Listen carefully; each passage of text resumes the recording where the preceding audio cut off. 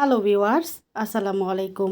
এই যে কালো বেগুন দেখছেন, এই বেগুনগুলো শীতের সময়ে বেশি পাওয়া যায়। এই বেগুনের ভেতরে বিচি একদমই কম থাকে, আর এই বেগুনটা খেতে অন্যান্য বেগুনের থেকে অনেক বেশি মজার। কোনো রকম মাছ ছাড়া শুধুমাত্র বেগুন দিয়ে আজ আপনাদের সাথে খুবই মজার একটা রেসিপি শেয়ার করব। বেগুনের এই রেসিপিটা খেতে এতটা দুর্দান্ত যে যেদিন এটা রান্না করি সেদিন শুধুমাত্র এটা দিয়েই ভাত খাই, মাছ মাংসের ধারে কাছেও যাই না।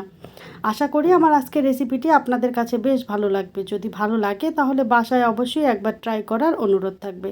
তো চলেন মূল রেসিপিটা শুরু করি। এখানে আমি দুটো কালো বেগুন নিয়েছি। বেগুনগুলো ভালোভাবে ধুয়ে পরিষ্কার করে নিয়েছি।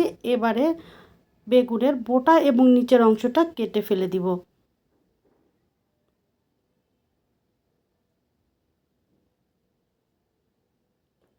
এবারে বেগুন দুটো একটু মোটা মোটা করে রাউন্ড শেপ করে কেটে নিব। খুব বেশি পাতলা করা যাবে না, তাহলে বেগুনটা রান্না করার সময় ভেঙে যেতে পারে। দেখে বুঝে নেবেন বেগুনটা আমি কতটুকু মোটা করে কেটেছি।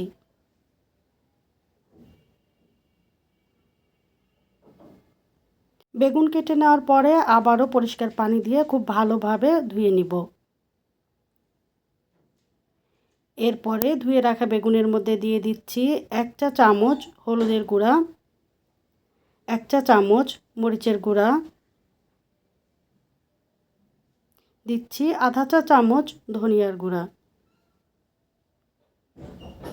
স্বাদ মতো লবণ দিয়ে বেগুনটা খুব ভালোভাবে মেখে নিব।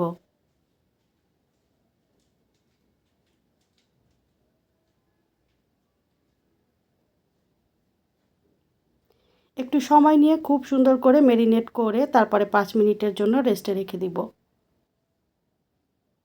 5 মিনিট পরে চলে এলাম চুলায়। একটা কড়াইতে পরিমাণ মতো সাদা তেল দিয়ে দিচ্ছি। প্রথমে বেগুন ভাজার সময় অল্প তেল ব্যবহার করব, যেহেতু বেগুনটা দ্বিতীয়বার রান্না করব, তাই প্রথমে কম তেল ব্যবহার করছি। তেল ভালোভাবে গরম হয়ে এলে এখন এর মধ্যে ম্যারিনেট করে রাখা বেগুনগুলো দিয়ে দিচ্ছি। আমি 2 ব্যাচ করে ভেজে নিব।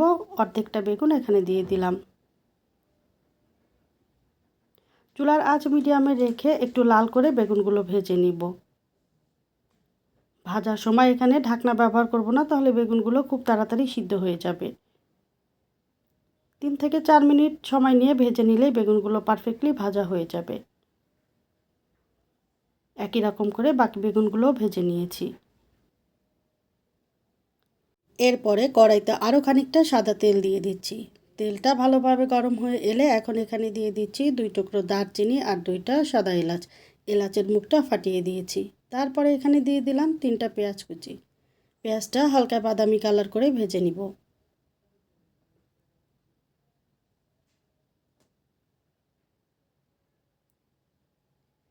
পেঁয়াজ ভাজা হয়ে গেলে এখন এখানে দিয়ে দিচ্ছি পরিমাণ মতো পানি। এতে পরবর্তীতে যে গুঁড়ো মশলাগুলো ব্যবহার করব সেগুলো পুড়ে যাবে না। প্রথমেই দিয়ে দিচ্ছি 1 চা চামচ ভর্তি করে লাল মরিচের গুঁড়ো, দিচ্ছি আধা চা চামচ হলুদের গুঁড়ো, 1 চা চামচের 3 ভাগের 1 ভাগ দিচ্ছি ধনিয়ার গুঁড়ো, যেহেতু বেগুন ভাজাতেও ধনিয়ার গুঁড়োটা ব্যবহার করেছি। হাফ চা চামচ দিচ্ছি জিরার গুঁড়ো, আর এখানে হাফ চা চামচ দিচ্ছি গরম মশলার গুঁড়ো। লবণ দিচ্ছি স্বাদ মতো। বেগুন ভাজাতেও লবণ ব্যবহার করেছি, সেটা বুঝে এখানে লবণটা অ্যাড করতে হবে। 2টা ছোট টমেটো কিউব করে কেটে দিয়ে দিলাম। 1 চা চামচ দিচ্ছি আদা এবং রসুন বাটা।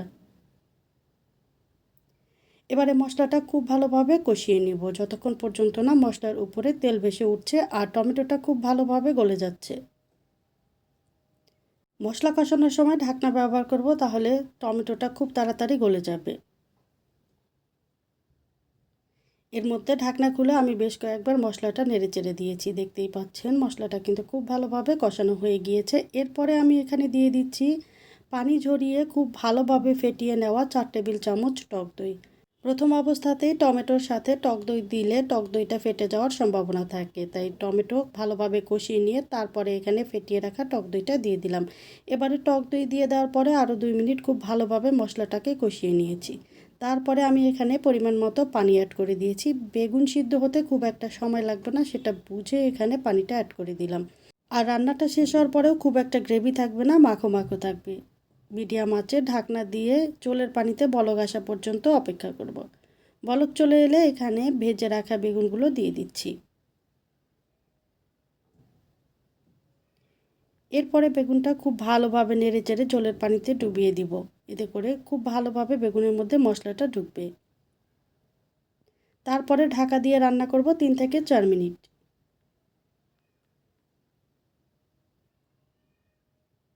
এই সময়ের মধ্যে কিন্তু রান্নাটা 40-50% মতো কমপ্লিট হয়ে যাবে। তারপরে আমি এখানে দিয়ে দিচ্ছি বেগুনের মতোই রাউন্ড শেপ করে কেটে রাখা বেশ কয়েক টুকরো টমেটো। এই টমেটোটা একদম গলে যাবে না, বেগুনের মতোই সিদ্ধ হবে আর খেতে ভীষণ ভালো লাগবে। বেশ কয়েকটা কাঁচামরিচ দিয়ে দিচ্ছি। আস্তই ব্যবহার করলাম, ঝালের পরিমাণটা বাড়াচ্ছি না। কেউ যদি ঝালটা বেশি খেতে চান তাহলে কাঁচামরিচগুলো একটু ভেঙে দিতে পারেন। ঢাকা দিয়ে গ্রেভিটা ঘন হয়ে আসা পর্যন্ত অপেক্ষা করব। রান্নাটা শেষ হতে 8 থেকে 10 মিনিট সময় লেগেছে। আমার রান্নাটা কিন্তু একদম কমপ্লিট। একদম শেষের দিকে এখানে বেশ কিছুটা ধনিয়া পাতা কুচি দিয়ে দিলাম। আর এই মুহূর্তে কিন্তু চুলাটা অফ করে দিয়েছি। কেউ যদি ধনিয়া পাতা খেতে পছন্দ না করেন তাহলে একদম শেষে এখানে কিছুটা কেওড়া জল ব্যবহার করতে পারেন। ঢাকা দিয়ে অপেক্ষা করব রান্নাটা ঠান্ডা হয়ে আসা পর্যন্ত। এটা ছিল আমার আজকের রান্নার ফাইনাল লুক। খুবই সহজভাবে রেসিপিটি শেয়ার করার চেষ্টা করেছি আর এটা খেতেও অত্যন্ত সুস্বাদু। একবার ট্রাই না করলে বুঝতে পারবেন না। রেসিপিটি ভালো লাগলে লাইক, কমেন্ট, শেয়ার এবং সাবস্ক্রাইব করে পাশে থাকার অনুরোধ রইল। আল্লাহ হাফেজ।